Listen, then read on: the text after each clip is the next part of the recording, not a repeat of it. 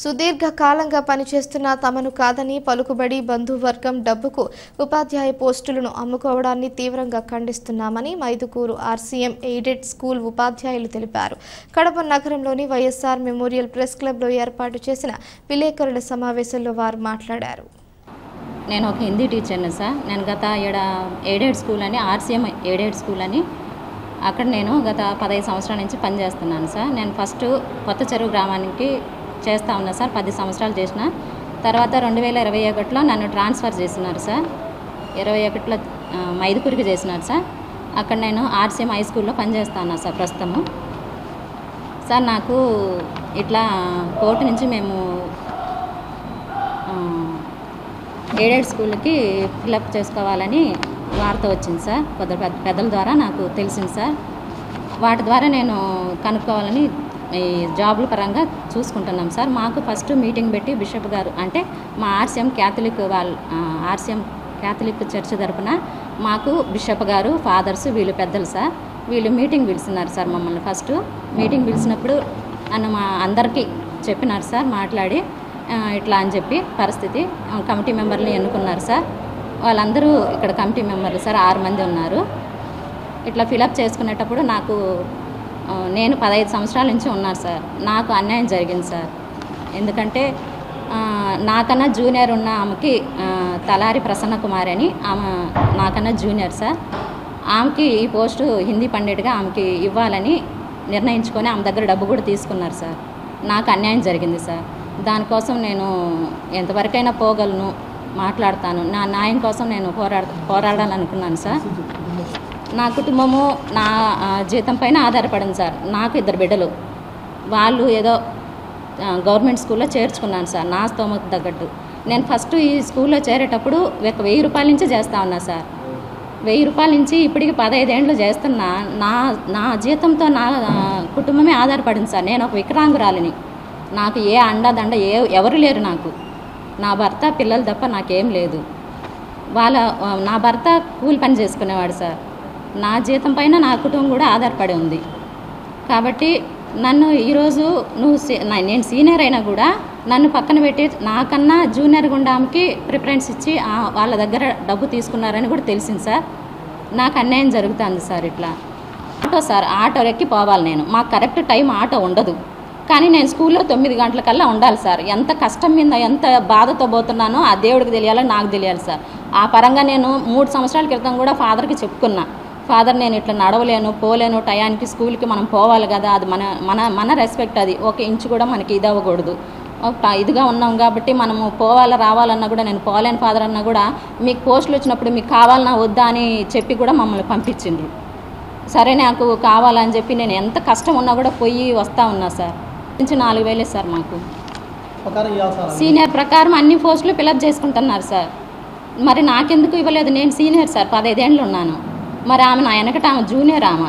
ఆమెకి ఎందుకు ప్రిఫరెన్స్ ఇస్తున్నారో నాకు తెలియదు సార్. నాకైతే బలము ఏది లేదు. వాళ్ళకి ఫాదర్లు ఉన్నారు, ప్లస్ వాళ్ళకి డబ్బు ఉంది. నాకు ఏది లేదు సార్. 10 లక్షలు ఇచ్చినారంట సార్ వాళ్ళు. నన్నైతే ఏది అడగలేదు సార్, నాకు ఏది చెప్పలేదు సార్. నేను పోతేగినా ఇప్పటికీ అర్జీలు పెట్టుకున్నా సార్. 2-3 సార్లు పెట్టుకున్నాను, మాట్లాడినాను. బిషప్ గారికి కూడా నేను అర్జీ ఇచ్చుకున్నాను సార్. మాట్లాడదాము చూద్దాం అంటున్నారు సార్. నాకేమీ మీకు ఇస్తాము, మరి మీరు ఏదైనా ఏర్పాటు చేసుకోండి అని కూడా ఒక మాట చెప్పలేదు సార్. నాకు మా ఉద్యోగం నాకు కావాలి సార్. నేను సీనియర్ సార్. సీనియర్ నేనే సార్. నా వెనకట ఆమెకి ఇస్తామంటే ఎంత మాత్రం న్యాయం సార్ ఇది? ఈరోజు ఎంతో బాధతో సమస్యలతో మేము ఇక్కడికి మీడియాతో మాట్లాడుతున్నామంటే చూసి వాళ్ళు అర్థం చేసుకోవాలా. ఏ రోజు కూడా ఇలాంటి పరిస్థితి రాకూడదని వాళ్ళు అర్థం చేసుకోవాలా. మొదటగా 2001 సంవత్సరంలో మాకు డిఎస్సి లాగా సంస్థ పెట్టింది.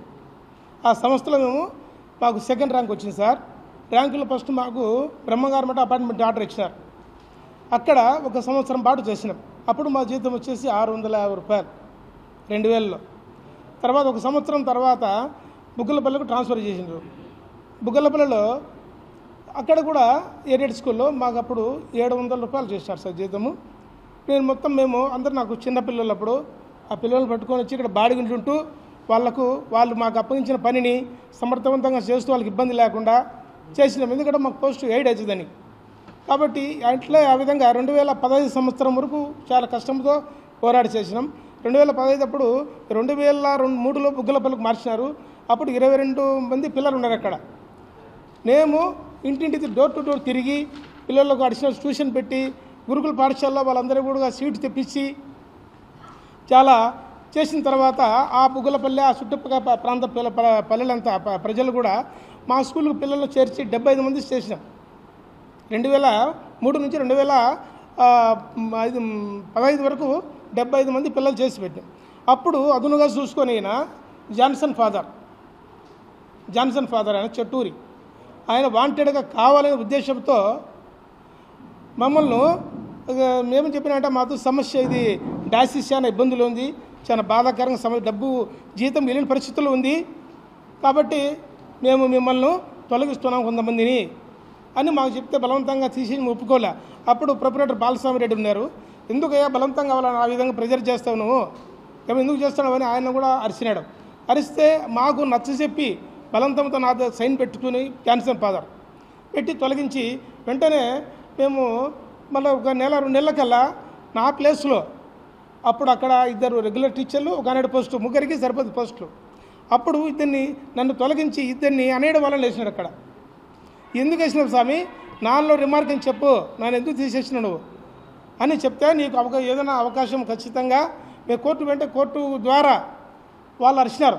ఏమయ్యా ఇట్టి చాకరీ చేసుకునే వాళ్ళతో నువ్వు డబ్బులు ఈ విధంగా చేస్తావా, ఎంత తక్కువ 600-700 జీతంతో పని చేస్తారు ఈ కాలము, ఎందుకు చేస్తావు, ఏందనుకుంటున్నావు అని అరిచితలకి ఆయన లేదు సార్, వాళ్ళకు మేము గవర్నమెంట్ పరంగా ఉద్యోగస్తులకు వస్తే ఉద్యోగాలు గవర్నమెంట్ ఫిలప్ చేస్తే మేము వాళ్ళ పోస్టు వాళ్ళకి ఇస్తాము అని నాకు ఒక ఆయన మౌలాలనికి ఆయనకు 2 లెటర్ ఇచ్చినాడు జాన్సన్ ఫాదర్. అప్పుడు ఏం జరిగిందంటే అప్పుడు డబ్బులు ఇంత పేమెంట్ చేసి ఇస్తున్నారు, చాలామంది పంపిస్తున్నారు. మేము ఒప్పుకోలే. 3 ఏళ్ళు చేసుకునేకి 50,000 ఇచ్చినారు, 16-17 సంవత్సరాలకు 50,000 ఇచ్చినారు, మేము ఒప్పుకోలే. అందుకని మేము కోర్టుకు పోయింటే అప్పుడు గల్లెల ప్రసాద్ తండ్రి గారు ఉండి మా కోర్టు ఖర్చులకు గాను ఆయన 1,00,000 రూపాయలు మాకు ఇచ్చినాడు అదనంగా. నువ్వు ఇంకా నెక్స్ట్ స్టెప్ వేయకూడదు, మీరు ఎందుకు ఈ పోస్టు మీకు వస్తే ఇస్తామని చెప్పినాం కదా, ఇంతలో స్టాప్ అని చెప్పినాడు సార్. అప్పటి నుంచి కూడా సైలెంట్గానే ఉన్నాను, నోరెత్తకుండా.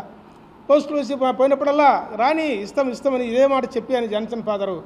ఇప్పుడు పోస్ట్ వచ్చినప్పుడు తర్వాత మీకు సరే చూస్తామని చెప్పినాడు. నీకు టెట్ ఉందా అన్నాడు. టెట్ ఉంటే పోస్ట్ ఇస్తానని చెప్పినాడు. నాకు టెట్ క్వాలిఫై సార్ స్వామి, టెట్ ఉందంటే ఓహో టెట్ ఉంది అటనా, సరే అంటే నీకు ఏజ్ క్రాస్ అయింది అన్నాడు. ఏడెడ్ స్కూల్ ఏజ్ క్రాస్ చేయలేదు స్వామి, కనుక్కోవడం కావాల్సిన ఎక్కడ కూడా మేము అంతలా కనుక్కోలేము, మా కాడ దానికి ఏడెడ్ దానికి సంబంధించినటువంటి డాక్యుమెంట్స్ మా అకౌంట్ అని చెప్పినాం. సరే అంటే నువ్వు డబ్బు కట్టుకోకపోతే 7 లక్షలు కట్టమన్నాడు. డబ్బులు కట్టమంటే 7 లక్షలు సరే అని చెప్పి నాకు ఇల్లు ఉండింది, ఆ ఇల్లు కూడా అమ్ముకొని డబ్బు తీసుకపోతే ఏమన్నాడు ఆయన చివరికి, నీకు ఎవరు చెప్పినా డబ్బు నేను ఇస్తాను చెప్పినా, నీకు పోస్ట్ ఇస్తానని చెప్పినా, నీకు అది నన్ను డామినేషన్ చేసి నన్ను బెదిరించినాడు. చాలా బెదిరించినప్పుడు నేను కూడా ఆ డబ్బులు కూడా నాకు అనవసరంగా నా చేతుల కింద పోయింది సార్. అది 7 లక్షల పిల్లలకు పెళ్ళిళ్ళు చేసిన ఆ డబ్బులు ఉండదు కదా, కాబట్టి ఆ డబ్బులు లేదు. ఇప్పుడు నాకు నేను బాడీ ఇంట్లో ఉండా, నేను ఆయన చేసిన పనికి పోస్ట్ ఇమ్మంటే నేను ఏమైనా చేసుకోమంటున్నాడు. నేను 2000 నుండి 2017 వరకు 17 వరకు చేసిన సార్ పోస్ట్. నేను ఇప్పుడు అక్కడ సీనియర్స్లందరినీ తొలగించినారు, చాలామందిని కూడా తొలగించి వాళ్ళకు కావాలని వాంటెడ్గా వాళ్ళ బంధువులను వాళ్ళ అనుకూలంగా చేసి పాస్టర్లు ఫాదర్లు కూడా వాళ్ళకి ఇచ్చుకుంటూ పోస్టులన్నీ